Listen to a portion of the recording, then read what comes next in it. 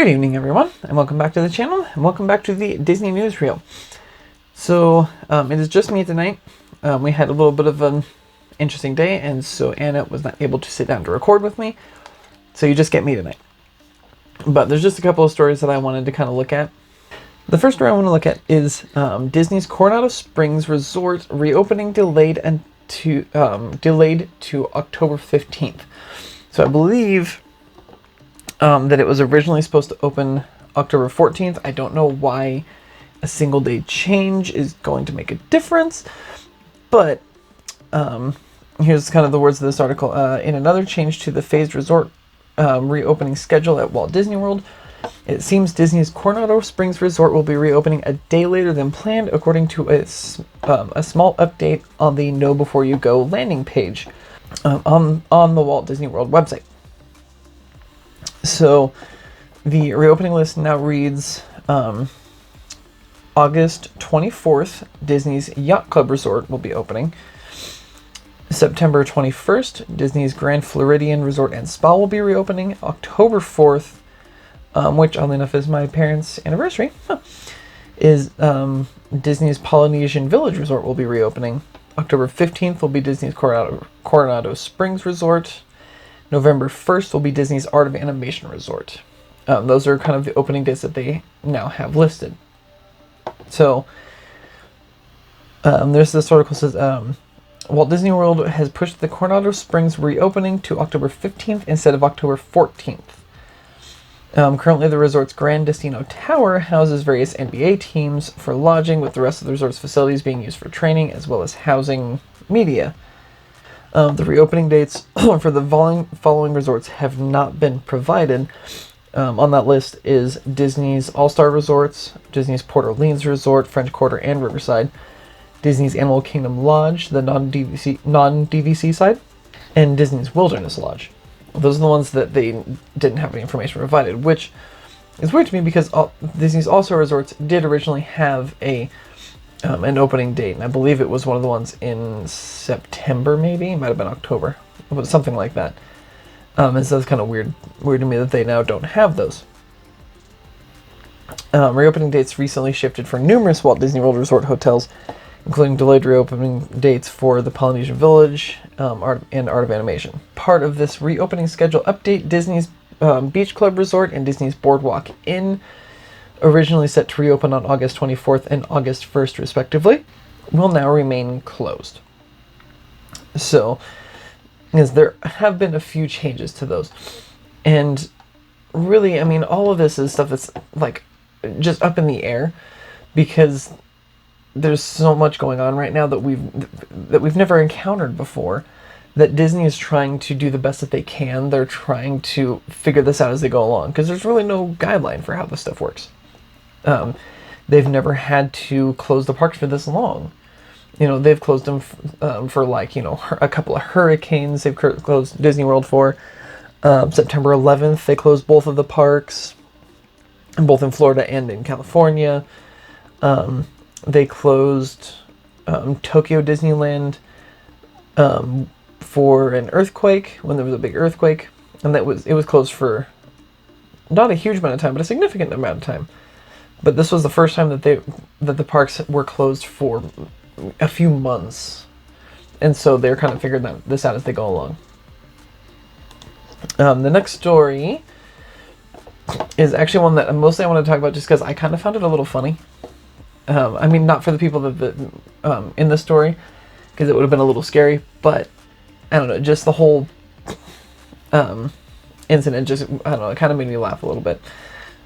So, at Disney's Wilderness Lodge, there was an accident and nobody was hurt or anything like that, but there was an accident where there is when you go up to the Wilderness Lodge, there's a porte cochere that you drive up into so that you can, if you are driving, you know, your own party up, your own car up, to drop, you know, you can drop people off there, and then you can keep going on and go out into the parking lot.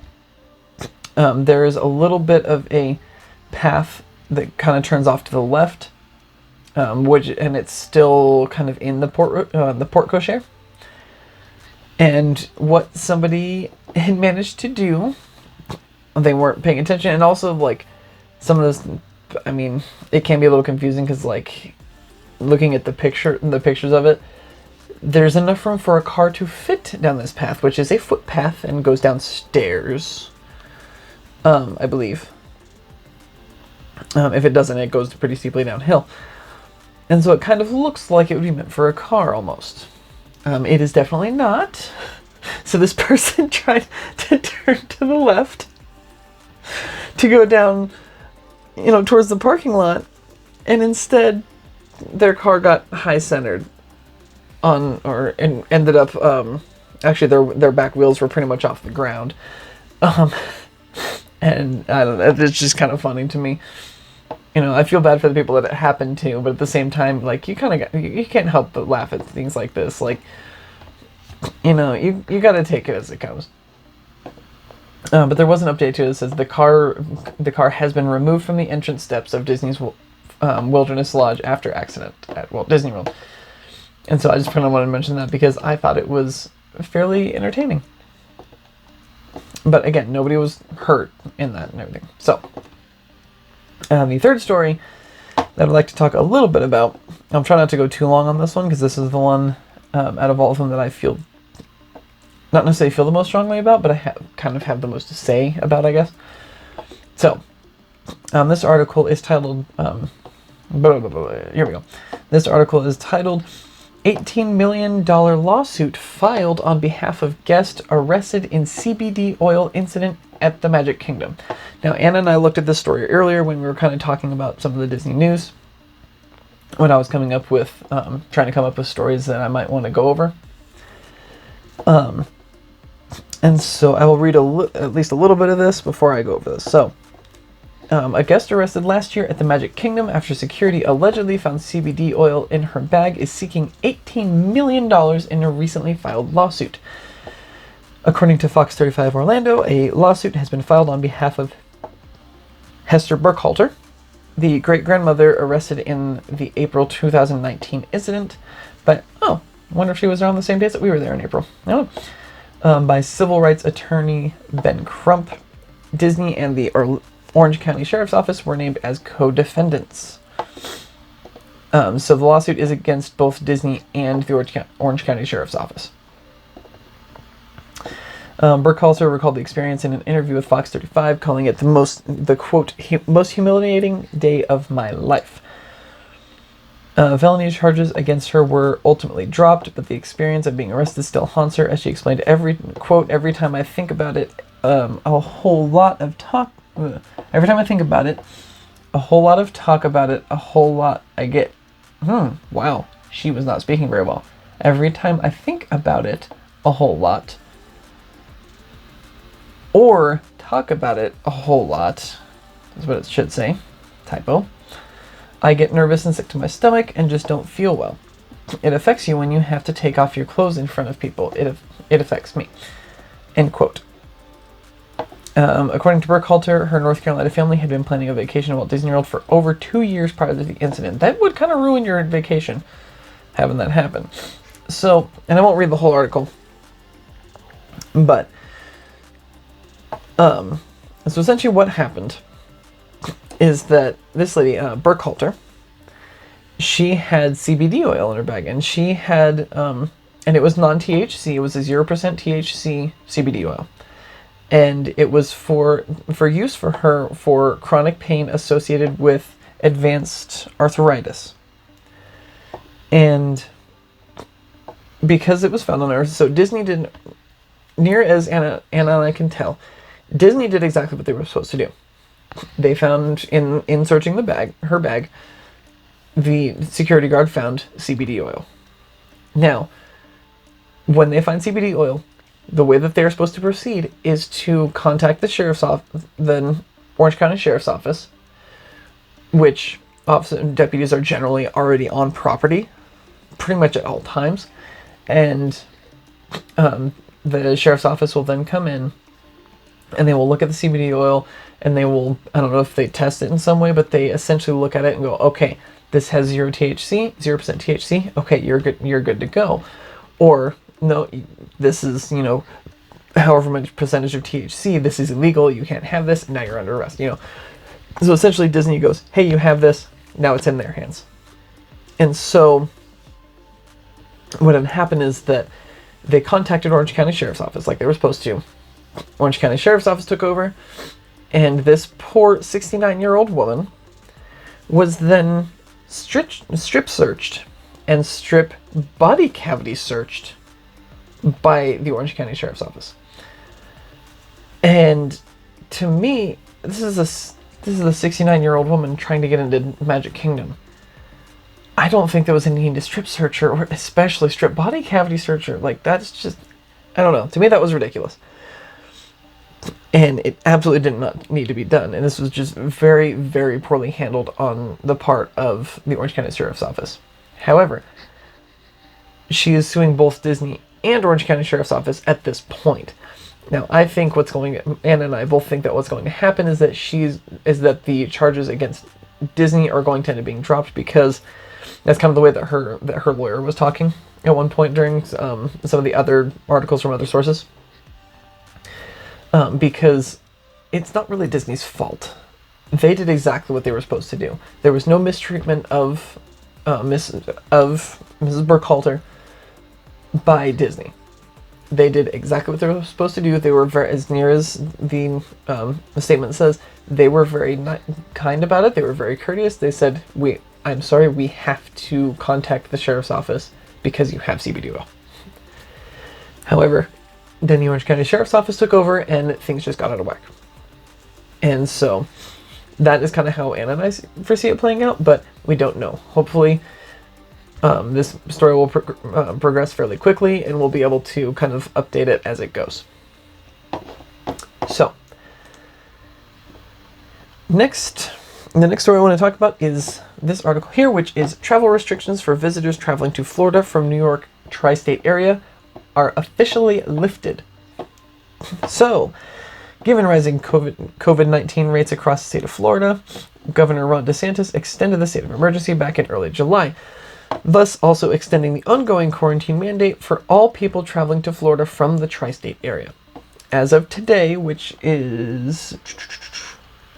yeah, this was published on August 6th, so today, as I'm recording this video, and as the video should be out, as of today, Governor DeSantis has issued an executive order rescinding travel restrictions on those traveling to Florida from New York, New Jersey, and Connecticut. So, under this new order, people traveling to Florida from the tri-state area are no longer required to self-isolate for 14 days. Previously, the order had been extended through September 5th. So, this is actually great news, because for me, the reason that they had that order in place, the self-isolate for 14 days order, was because the tri-state area was kind of a hotspot for COVID-19 spread. There was a reason for that.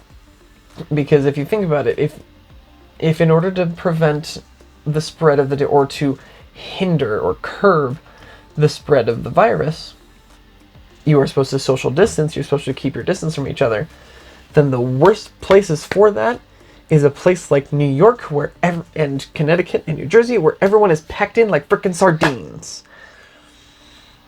Like, has nobody ever seen videos or pictures or anything from New York? You are literally living in these teeny tiny little tin cans, and you are never more than like 2 feet from the person next to you. Like, that's just how it is. It is the most populous city, if I remember correctly. It is the most populous city, almost the most populous city in the world. I'd have to look that up, but I'm not sure. And so everybody's packed in like sardines. And so the virus kind of spread like wildfire for a little while in that area.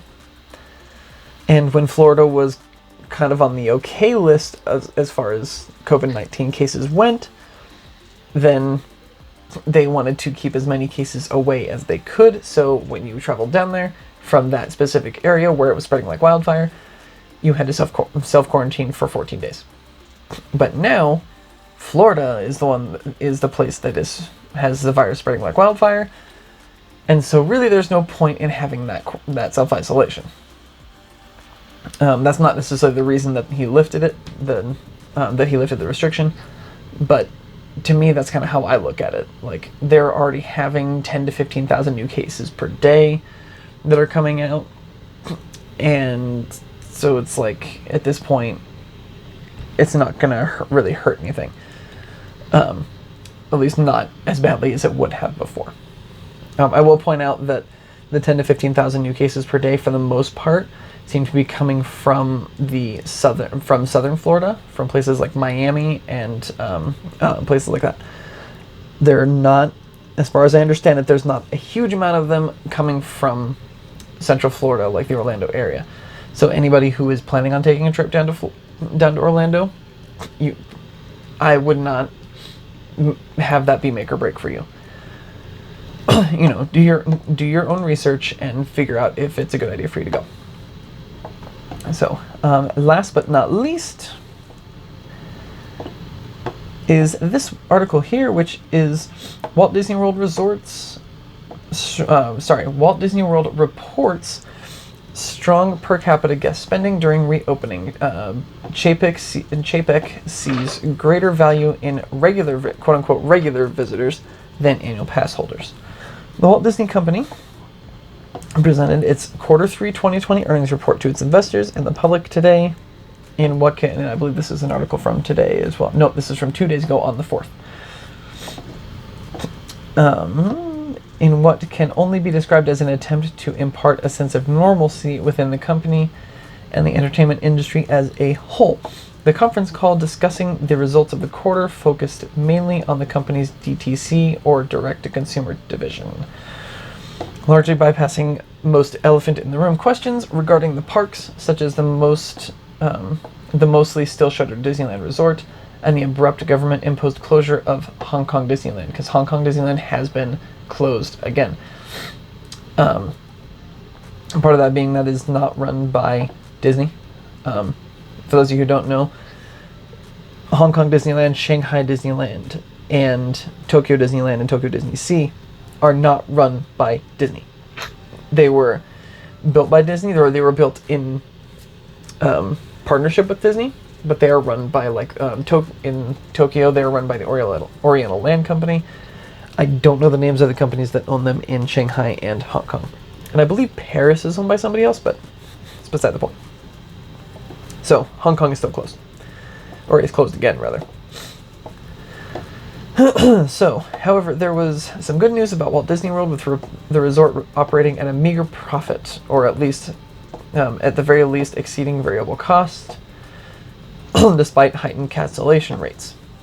So, essentially, what JPEG is seeing is that there are still high cancellation rates, and in another article, it was mentioned that the numbers of people going to Disney World are not as high as they had previously thought they were going to be, but that the people who were going were spending more money there than they normally would, and I would believe this, because these are people who, maybe some of them are pass holders, maybe some of them are families that normally go once or twice a year, anything like that. And so when they've not been able to go, then all of a sudden, when they do get to go back, what's the first thing they want to do? They want to go around and buy all the stuff that they can. They want to buy all the souvenirs they've been missing out on. They want to make sure that they have a great experience and all that. And so the people that were there were spending more money than they normally probably would.